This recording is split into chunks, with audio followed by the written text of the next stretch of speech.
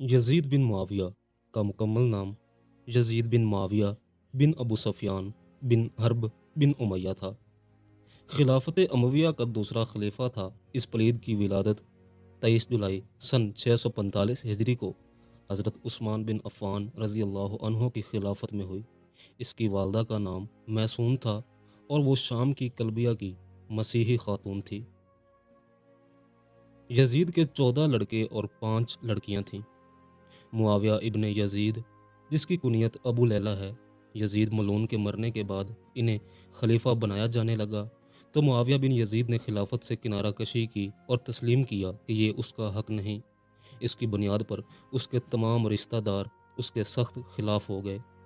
खालिद बिन Yazid, जिसकी कुनियत अबू हाशिम है, कहा जाता है कि उसने कीमिया का इल्म हासिल किया।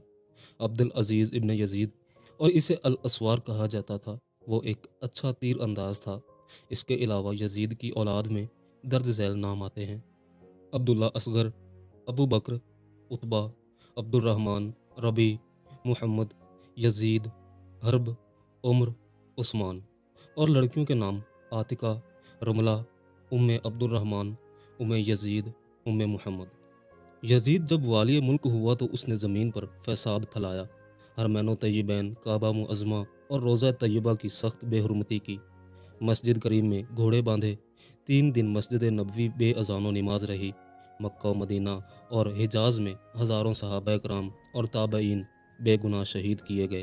काबा मुअज़्ज़मा पर पत्थर फेंके गए। इसके अलावा हुसैन बिन नमीर ने गोलाबारी के ज़रिए काबतुल्लाह को जलाया, गुलाफ फाड़ा। रसूलुल्लाह सल्लल्लाहु अलैहि वसल्लम के जिगर पारे को 3 दिन बेआबो दाना रख कर और उनके साथियों को तैगे जुल्म से प्यासा ज़िबा किया।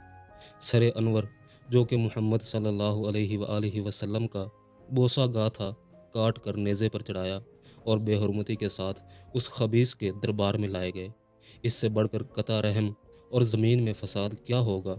मलून है वो जो इन हरकत को फस्को फजूर न पाए और जो उस मलून को मलून न कहे। हज़रत मौला इमाम हुसैन अलैहिस्सलाम ने जब मलून यजीद की बैत से इनकार किया, क्योंकि यजीद का किरदार इस्लामी असूलों के मुताबिक नहीं था, तो यजीद ने इमाम हुसैन अलैहिस्सलाम से बैत लेने की तगोदो शुरू कर दी। यजीद ने मदीना के गवर्नर और बाद में कूफा के गवर्नर को सख्त अहकामात भेजे कि इमाम हुसैन से बैत ली जाए। यजीद ने जब महसूस किया कि कूफा का गवर्नर नरमी से काम ले रहा है तो उसने गवर्नर को माजूल करके इब्न ज़ियाद को गवर्नर बनाकर भेजा, जो निहायत शकील कल्ब, जालिम, फासिक और जाबिर शख्स था। मुअर्रिखीन ने लिखा कि इब्न ज़ियाद ने यजीद के हुक्म की तामील करते हुए ख़ानदान रिसालत को कत्ल किया और कैदियों को ऊँटों पर शहीदों के सरों के साथ दमिश्क भेज दिया। यजीद ने हुसैन इब्न अली के सर को अपने सामने तश्त पर रख कर उनके दंदान मुबारक को छड़ी से छेड़ते हुए अपने कुछ अशार पढ़े, जिनसे उसका नुक्ता नज़र मालूम होता है, जिनका तर्जुमा ये है: काश आज इस मजलिस में बदर में मरने वाले मेरे बुज़ुर्ग और कबीला खजरज की मुसीबतों के शाहिद होते तो खुशी से उछल पड़ते और कहते, शाबाश ए यजीद, तेरे हाथ शल ना हो। हमने उनके बुज़ुर्गों को कत्ल किया और बद्र का इंतकाम ले लिया। बनी हाशिम सल्तनत से खेल रहे थे और ना आसमान से कोई वही नाजिल हुई, ना कोई फरिश्ता आया है।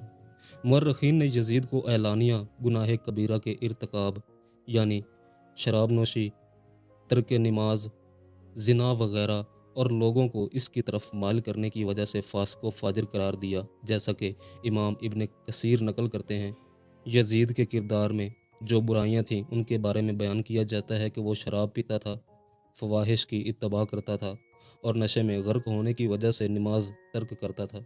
इसी वजह से अहले मदीना ने उसकी बैत से इनकार पर इत्तफाक कर लिया और मिंबर नबवी के करीब उसकी बैत तोड़ दी। इसी तरह उमर बिन अब्दुल अजीज़ यजीद को अमीरुल मोमिनीन कहने से सख्ती से मना करते और आपने देखा कि एक शख्स ने मलून यजीद को अमीरुल मोमिनीन कहा। उसकी बिना पर उमर बिन अब्दुल अजीज़ ने उस शख्स को 20 कोड़ों की सज़ा दी। वाक़या करबला के कुछ ही दिनों के बाद यजीद एक हलाकत ख़ैज़ और इंतहाई मोज़ी मर्ज़ में मुब्तला हो गया। पेट के दर्द और आंतों में टीस यानी तकलीफ़ से माही बेआब, यानी जिस तरह मछली पानी के बगैर तड़पती है की तरह तड़पता रहता था।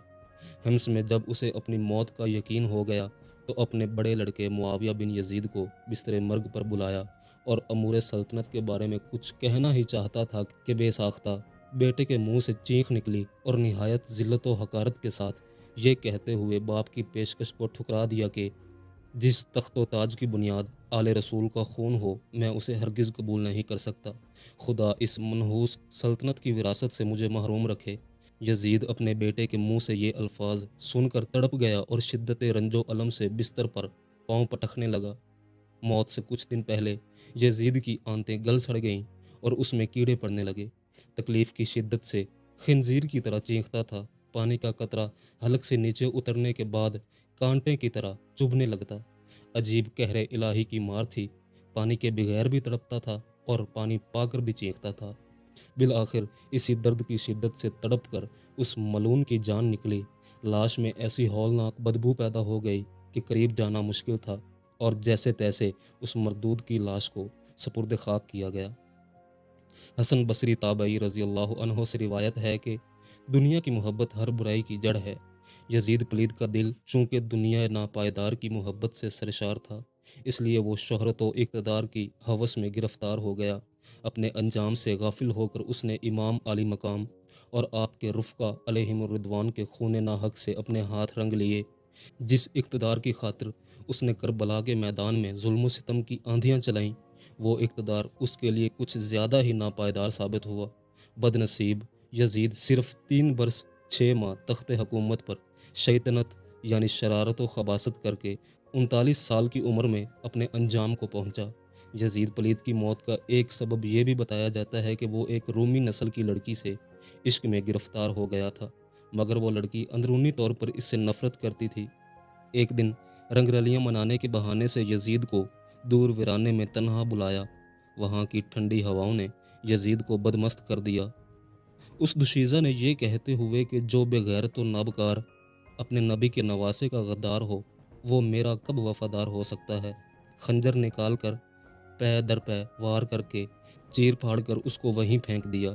چند روز اس کی لاش چیل کووں کی دعوت رہی۔ بالآخر ڈھونڈتے ہوئے اس کے نوکر چاکر وہاں پہنچے اور گڑھا کھود کر اس کی سڑی ہوئی لاش وہیں داب آئے۔